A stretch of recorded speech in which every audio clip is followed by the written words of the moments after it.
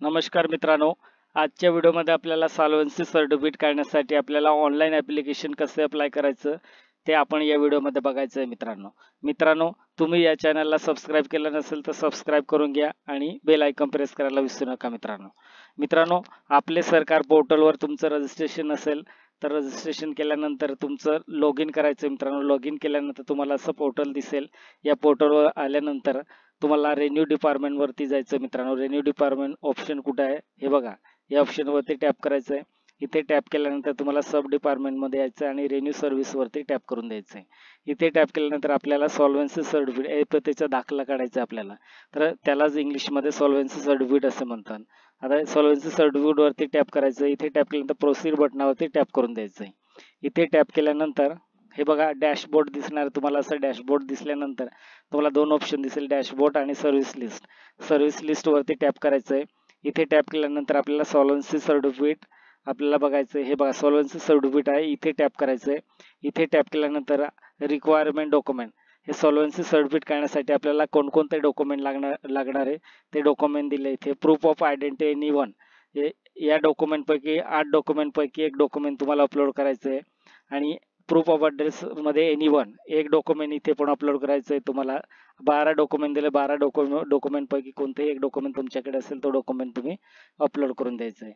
मॉडेटरी document all मॉडेटरी तुम्हाला self declaration form print करायचं आहे आणि फोटो चिपकायचा आणि तुमचं डिटेल फिलअप करायचं आणि स्कॅन करून तुम्ही अपलोड करून द्यायचं आहे मित्रांनो. हे डॉक्युमेंट लागणार आहे मित्रांनो आपल्याला सॉल्व्हन्सी सर्टिफिकेट काढण्यासाठी. आणि कंटिन्यू करायचं आपल्याला. फॉर्म फिलअप करायचं. हे बघा फॉर्म ओपन झाला. आता आपल्याला कसं फिलअप करायचं. आपलं स्त्री असेल, आपण रजिस्ट्रेशन केलं होतं म्हणून ते ऑलरेडी नाव आलंय. आणि फादर डिटेल फिलअप करायचं आहे. फादर नेम इथे कॅपिटलमध्ये इंग्लिशमध्ये फिलअप करायचं. मराठीमध्ये ऑटोमॅटिक कन्वर्ट होईल. Date of birth, age, mobile number, gender हे ऑटोमॅटिक येणार आहे. तुम्हाला ईमेल आय डी द्यायचं असेल तर ईमेल आय डी पण फिलअप करू शकता. आणि तुमचं व्यवसाय मोलमजुरी, विद्यार्थी, शेतकरी, शेतमजुरी, शासकीय कर्म, शिक्षक जे असेल ते तुमचं तुम्ही सिलेक्ट करून घ्यायचं. नंतर आधार नंबर फिलअप करायचा. आधार नंबर फिलअप केल्यानंतर ॲप्लिकंट ॲड्रेस द्यायचा आहे. जो अर्जदार असेल त्यांचं ॲड्रेस फिलअप करायचं आहे. नंतर डिस्ट्रिक्ट सिलेक्ट करायचं आहे, तहसील सिलेक्ट करायचं आहे आणि विलेज सिलेक्ट करायचं आहे. हे सिलेक्ट केल्यानंतर पिन कोड द्यायचं आहे. तुमचं आधारावरती पिन कोड दिलं असेल. आणि इतर माहिती संबोधन, इतर माहिती तुम्हाला स्त्री वडिलांचं नाव किंवा पत्नीचं नाव इथे फिलअप करायचं आणि त्यांचं पॅन कार्ड नंबर द्यायचा आहे तुम्हाला. लाभदारचे तपशील द्यायचे. अर्जदारांचे नाते कोणते आहे, काका काकी, पुतणी, पती, बहीण, भाऊ, मुलगी, वडील, सून जे असेल ते तुम्ही, दीर, नातं जे असेल ते तुम्ही सिलेक्ट करून घ्यायचंय तुमचं नात्याचं. आणि लाभदार्थ्यांचे वैयक्तिक तपशील द्यायचे. वैयक्तिक तपशील आता श्रीमती जे असेल ते त्यांचं नाव द्यायचंय. नाव दिल्यानंतर फुल नेम हे मराठीमध्ये ऑटोमॅटिक येणार आहे. Date of birth, mobile number, gender, email I D आणि आधार नंबर द्यायचा आहे. आधार नंबर दिल्यानंतर लाभदार्थीचे निवासाचे तपशील द्यायचे. जो अर्जदार असेल त्याचं पत्ता इथे द्यायचा. पत्ता दिल्यानंतर तुम्हाला डिस्ट्रिक्ट सिलेक्ट करायचंय, तालुका सिलेक्ट करायचा, विलेज सिलेक्ट करायचं आणि पिन कोड द्यायचा आहे.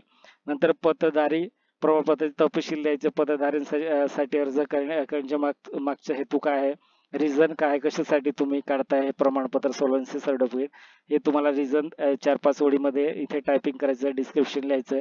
अर्ज केलेल्या पदाची रक्कम, अर्ज केलेली पदधारांची रक्कम द्यायचे आणि अक्षरी रक्कम हे ऑटोमॅटिक येणार आहे तिथे. आणि मग मालमत्तेचे तपशील द्यायचे. नेक्स्ट मध्ये मालमत्ते तुम्हाला स्थावर संपत्ती का जगम संपत्ती, कोणतीही संपत्ती असेल तुमची ते सिलेक्ट करायचे आणि उपवर्ग द्यायचा. सदनिका, बंगला, दुकान, जमीन कुठून तुमचं येत आहे ते तुम्ही तुमचं सिलेक्ट करून घ्यायचंय. नंतर खरेदी किंमत काय आहे ते खरेदी किंमत डिजिट मध्ये टाईप करायचं आणि बाजारभावानुसार आजगडीची किंमत हे द्यायचे तुम्हाला. नंतर हिस्सा किती आहे ते हिस्सा पण द्यायचे. मालमत्तेचे सविस्तर तपशील द्यायचे. जमिनीचे तपशील, सर्वे क्रमांक द्यायचे. सर्वे क्रमांक दिल्यानंतर स्थान क्रमांक द्यायचे. स्थान क्रमांक, क्षेत्रानंतर एकर, एक गुंठा किती आहे तुमचं ते सिलेक्ट करायचे. मूल्य निर्धारित तपशील द्यायचे.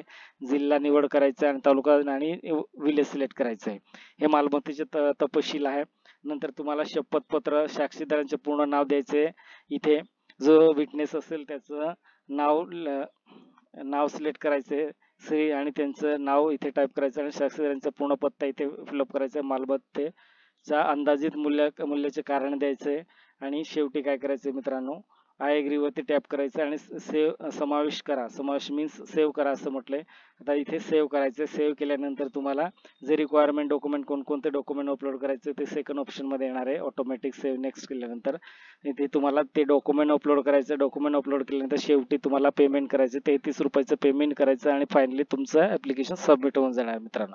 आणि तुम्ही 3-4 दिवसांनी ओपन करायचं. आपल्याला आपले सरकार पोर्टलवरती ओपन करायचं आणि तिथे लॉग इन करून आपलं सॉल्व्हन्सी सर्टिफिकेट अप्रुव्हल झालं का नाही ते आपण चेक करू शकतो. झालं असेल तर ते या साईटला तुम्ही तुमचं सर्टिफिकेट डाउनलोड करू शकता मित्रांनो. व्हिडिओ आवडला असेल तर सबस्क्राईब, लाईक, शेअर आणि बेल आयकॉन प्रेस करायला विसरू नका. आणि जास्तीत जास्त करून तुमचे मित्र असेल, नातेवाईक असेल, कोणीही असेल त्यांना तुम्ही व्हिडिओ शेअर करा आणि ते इझी हे सर्टिफिकेट काढू शकता मित्रांनो. जय हिंद, जय महाराष्ट्र.